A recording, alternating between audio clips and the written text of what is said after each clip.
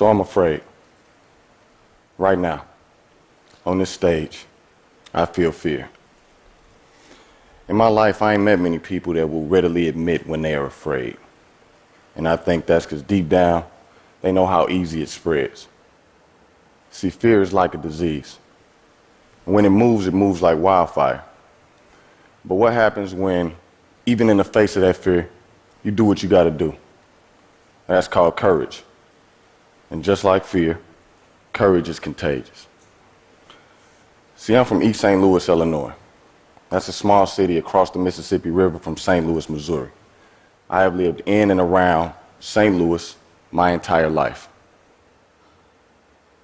When Michael Brown Jr., an unarmed teenager, was gunned down by police in 2014 in Ferguson, Missouri, another suburb, but north of St. Louis, I remember thinking, he ain't the first, and he won't be the last young kid to lose his life to law enforcement. But see, his death was different. When Mike was killed, I remember the powers that be trying to use fear as a weapon. The police response to a community in mourning was to use force to impose fear.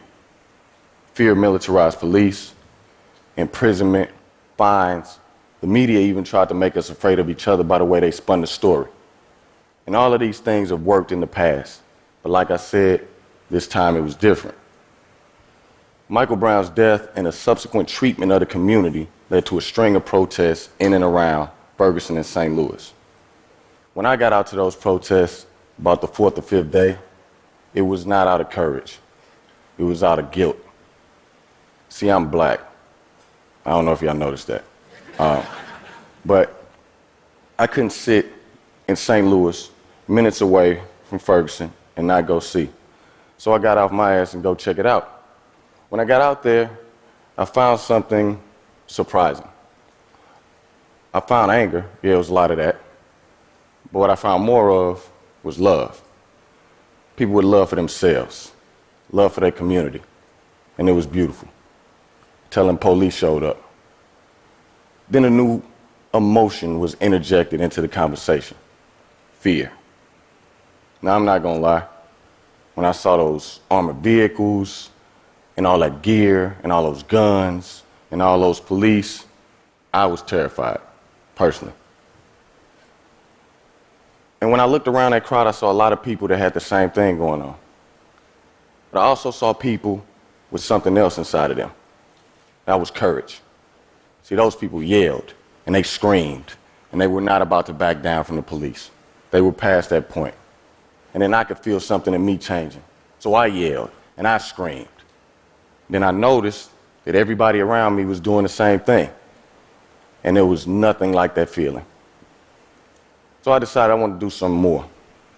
So I went home, I thought, say, I'm an artist. I make shit. So I started making things specific to the protest. Things that would be weapons in a spiritual war. Things that would give people voice. And things that would fortify them for the road ahead. I did a project where I took pictures of the hands of protesters and put them up and down the boarded up buildings and community shops. My goal was to raise awareness and to raise the morale. And I think for a minute, at least, it did just that.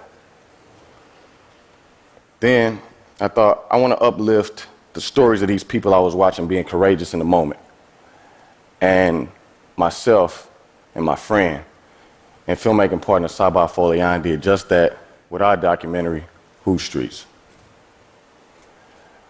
I kind of became a conduit for all of this courage that was given to me. And I think that's part of our job as artists. I think we should be conveyors of courage in the work that we do. And I think that we are the wall between the normal folks and the people that use their power to spread fear and hate, especially in times like these.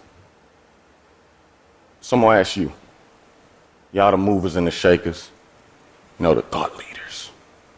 What are you gonna do with the gifts that you've been given to break us from the fear that binds us every day? Because see, I'm afraid every day. I can't remember a time when I wasn't.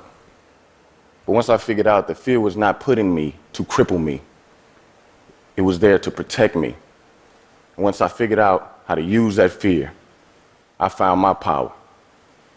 Thank you.